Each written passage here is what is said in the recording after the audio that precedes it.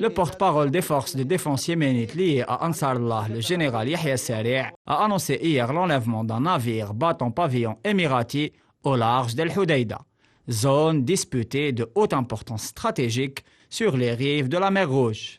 Sari' a déclaré que le bateau en question acheminait une cargaison d'armes destinée, je cite, à l'agression du peuple du Yémen. Le même locuteur annoncera le bilan des opérations de l'année en affirmant que les forces armées qu'il représente ont décidé de passer de la défense à l'attaque. Plusieurs actes de piraterie et autres frappes et actes de sabotage maritime ont été enregistrés dans la région ces 2 dernières années, particulièrement dans le golfe arabo-persique. La guerre menée par la coalition dirigée par l'Arabie saoudite et les Émirats arabes unis entre dans sa 7e année.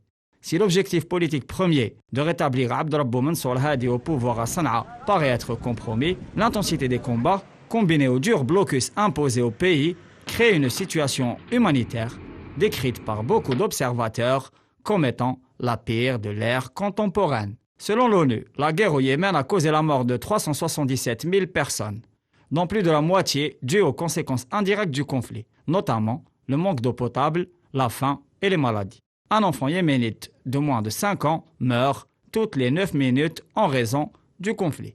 La guerre au Yémen est un enjeu majeur pour un panel d'acteurs géopolitiques. Les 2 poids lourds de la région, que sont l'Arabie saoudite et l'Iran, semblent tisser des contacts sérieux dans la perspective de la résolution de la crise qui dure depuis trop longtemps. Abu Dhabi, pour sa part, s'est appuyé sur le Conseil de transition du Sud-Yémen et conduit ouvertement l'objectif de contrôler les côtes et les ports stratégiques du Yémen. Elle utilise tous les moyens pour ce faire, y compris en s'appuyant sur sa nouvelle alliance avec l'entité sioniste. La prolongation de cette guerre est une menace permanente et une médiation arabe équilibrée afin de conduire un processus politique de paix et de réconciliation serait sûrement la bienvenue pour éviter plus de morts et de dégâts. Riyad poursuit pour sa part d'autres objectifs, principalement politiques, et doit, en plus de ménager les sensibilités de ses propres citoyens, pour beaucoup proches ou issus de grandes tribus avec des liens solides au Yémen, Riyad doit donc aussi tenir compte des équilibres régionaux et des pressions internationales, surtout celles qui émanent de la nouvelle administration américaine.